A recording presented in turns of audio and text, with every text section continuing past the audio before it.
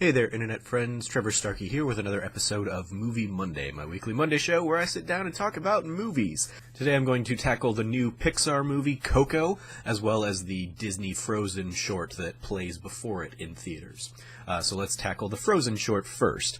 Longer than it needs to be in terms of a short prior to a movie, but its 21 minute length means it's perfectly ideally suited for what will inevitably be like staple holiday programming on ABC and Disney and ABC Family and stuff like that.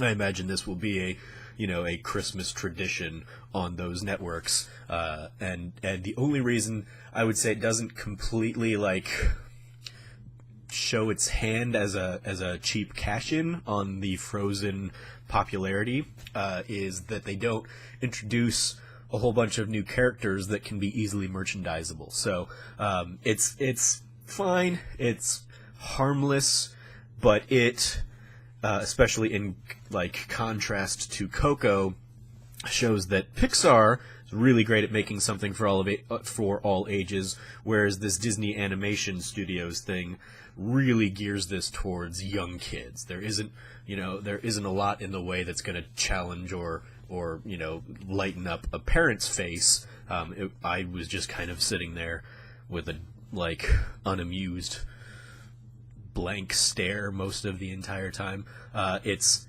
like I said, 21 minutes, and they cram 7 songs in there, and that's including the only real good song is kind of a callback to Do You Want to Build a Snowman from the original Frozen. Every other song in here just feels like it's singing to explain the plot a little bit.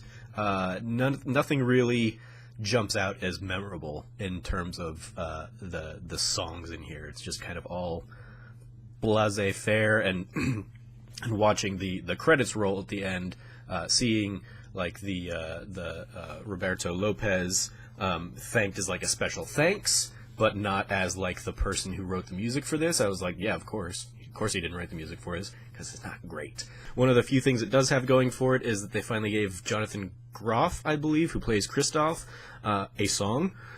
It seemed like a weird waste of him in the first Frozen movie, because he's been on Broadway, he's been Tony nominated, he might even have won, I don't know.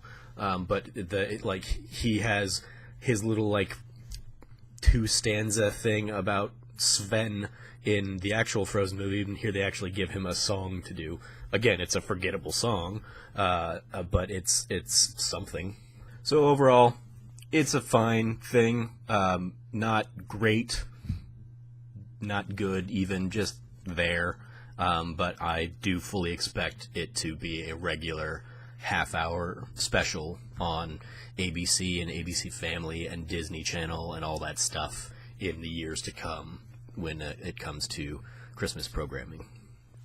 Moving on to the main event, we have Coco, which is a wonderful, heartwarming story about family and following your passions, but understanding necessarily sometimes you might have to sacrifice one for the other, or vice versa, or trying to find balance. How our hero Miguel has been raised in a family that basically shuns music, but he himself has fallen in love with music. His idol is local hero Ernesto de la Cruz, who was this famed musician who died young, but he made waves and has been immortalized for years because of his music and his work in movies and his interviews, and all of the lore around him has kind of deified him.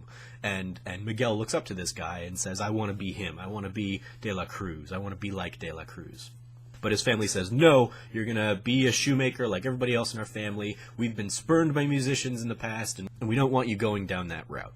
As is the case in all of these kinds of stories, he basically defies that, and that ends up leading him through a series of mishaps to the land of the dead, which is incredibly beautiful, vibrant, wonderfully realized, colorful, and just insane in the level of detail that they've put into creating this world. It really does a wonderful job kind of setting a new standard for just how much Pixar can really put into a shot.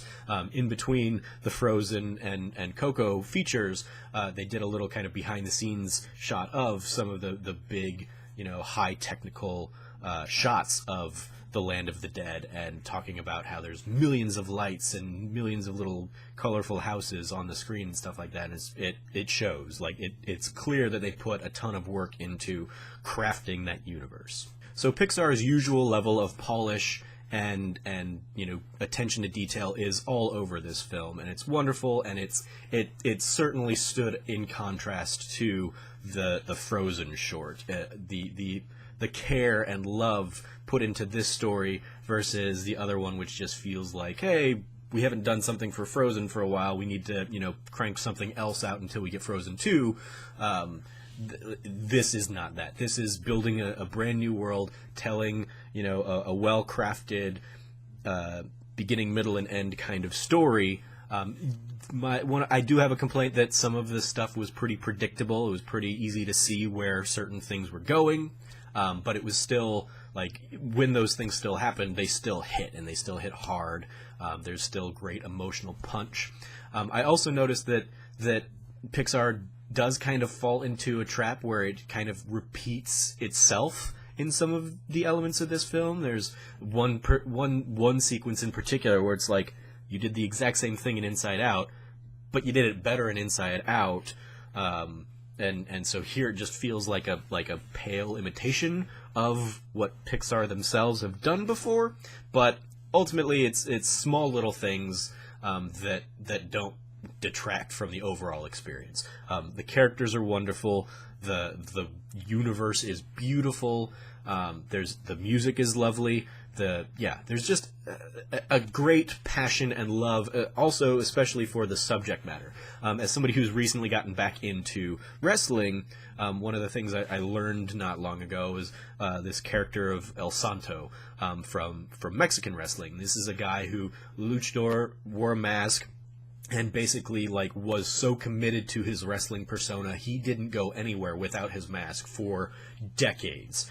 He became, much like De La Cruz in this film, he became kind of a folk hero, and was in movies and was a character bigger than the man underneath the mask. And he didn't, it was years and years before he ever revealed who he really was to the public. And even that happened, briefly for a couple seconds. He lifted up his mask, days or weeks before he passed away. So that's kind of just a weird little nugget of Mexican culture, but they pay homage to El Santo in this film. El Santo is there in The Day of the Dead, and he is in the Land of the Dead, and he is as big a celebrity in there as he is kind of in Mexican culture. And so stuff like that, it is so abundant that this was made.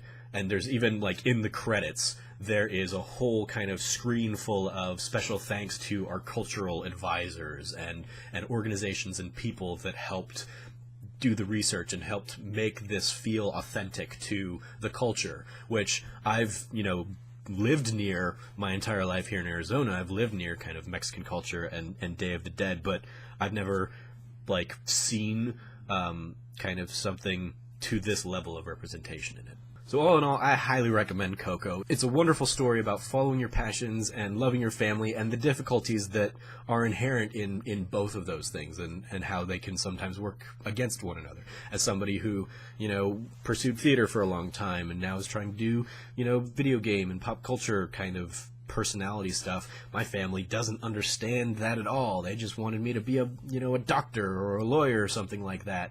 But I've pursued this, and they've started to warm up to it, and so there's very much a little bit of me in Miguel, or I see myself in Miguel, our protagonist in this film.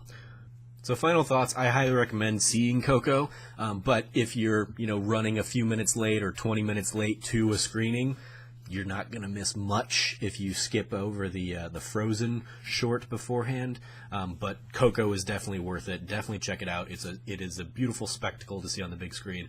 I saw it in an auditorium filled with families, and the kids were so enthralled and enraptured. It was wonderful. It was a wonderful experience to be around that energy and all of the stuff they were putting into the experience as well. So, highly recommend it. Let me know what you think about Coco if you've seen it.